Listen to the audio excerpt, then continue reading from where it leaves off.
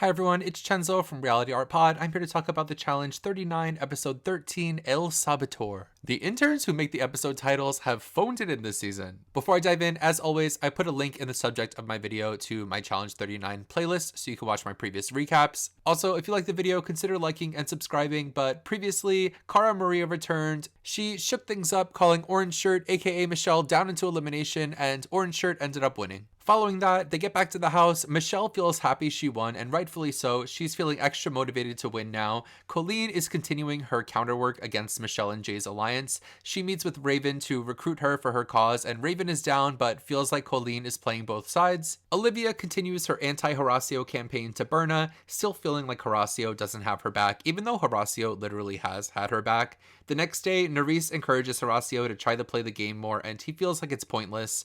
Kyland is scribbling away in his notebook and tells us that he doesn't thrive in social situations and he feels targeted by the house. Their daily challenge will be getting tanked, where they'll be in teams of 4. 3 of the 4 of them will be in the back of a tanker truck.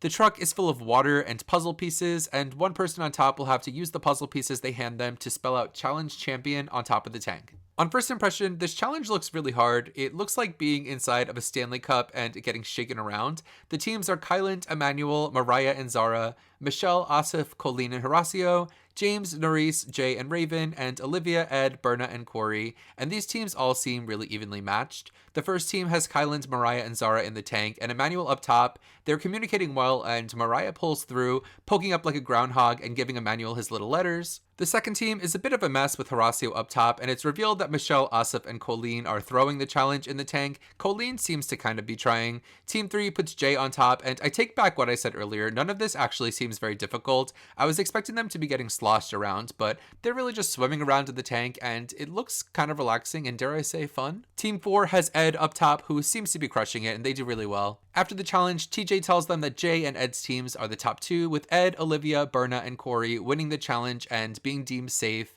Ed wants to make a power move, and TJ tells them it's a guy's day. As they deliberate, Ed, Berna, and Corey want to nominate Horacio, and Olivia acts like that's not what she wants, even though she's been on an anti-Horacio trip for weeks. It's crazy to me that he's won so many challenges and not nominated her, and on her first win, he goes in because they end up going with Horacio, who stays positive about it. As they nominate, Kyland pops up and has a little spat with Corey. The rest of the house want to nominate Kyland when they get back to the house. Later on, they go to the club and go straight into talking game. Colleen confronts Jay about feeling on the bottom of the alliance, and Jay isn't even trying to give Colleen good answers. Nerys is also annoyed with Jay for nominating Horacio and Kyland, and Jay is losing allies fast. Jay tells Olivia repeatedly that Horacio doesn't care about her, and Jay is upsetting Olivia. They call Nerys over, and Nerys defends Horacio, telling them that Horacio didn't nominate them when he had the chance, which is so true. Horacio finally asks Olivia to talk, and he tells us he wants to talk more with Olivia. This would have been so much better if he was managing this relationship the whole time. The next day, Kyland, Colleen, and Zara meet in the kitchen where they plot their nominations and want to flip the vote on Jay instead of Kyland.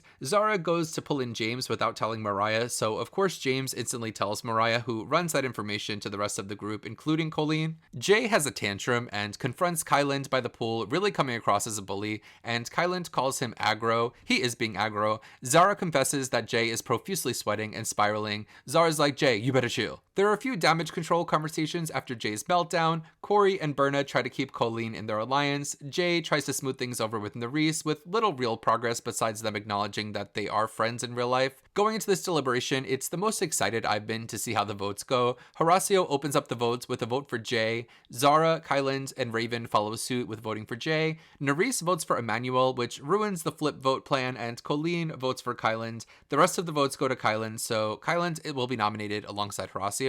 At the elimination, TJ reveals that the mercenary will be Brad, so in comes Brad and his eyes and his beard. Brad is a terrifying human, especially in a challenge setting. Brad ends up picking Kyland's name, making Horacio safe. The elimination is called What's Going Down, where they have to climb up and down a tower of cages to collect balls at the bottom and put them in a chute at the top. It seems like Kyland has an advantage because he's a bit more agile than Brad, and he says it's his birthday, so maybe he has that B-Day Riz. They get started, and there's praise from the sidelines for Kyland getting an early lead. Brad is a mess, fumbling around. He loses his shoesy. Eventually, Kyland laps Brad, and there's nothing that Brad can do to catch up, really. Kyland puts his final ball in, shouting, "This one's for you, Jay and defeating yet another challenge champ. In summary, this episode was a snooze. It was a great episode for Kylan though, and a lot of the story did keep playing out, but of course it will because it's a 90-minute episode, and if story didn't progress, it would have been a complete waste of time. This marks 4 non-elimination episodes in a row, which I think might be a record for this show, and I hate that.